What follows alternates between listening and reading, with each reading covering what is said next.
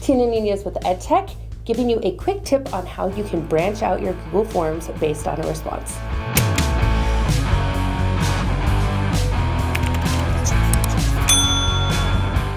Google Forms allows you to go to a section in the form based on your response.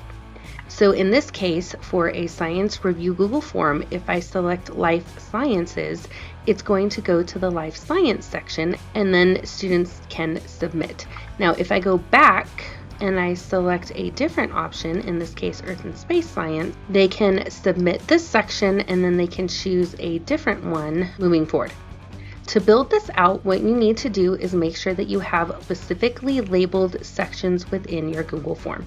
To do that, I'm going to select where I want a new section to be, and then I'm going to select this option right here within a Google form. Go to Add Section and make sure you clearly label this section. Now, what I do like to add by right-clicking is an emoji. And now that I have that section labeled, I'm going to go back up to where I want my branching to start. You're going to want to make sure that you've created a multiple choice question.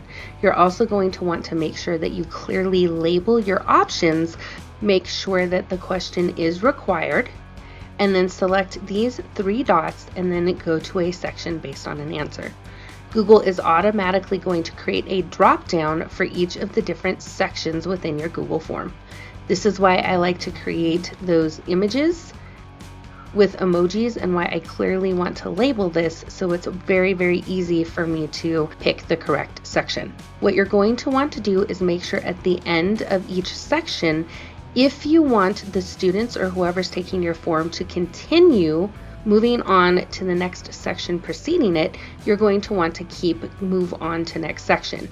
However, if you want the ability to submit the form, you're going to want to click here and make sure that you select Submit Form. Now, once you have the entire form configured the correct way, go to Send and then share the link with others. Don't forget to like and subscribe for more APS EdTech quick tips.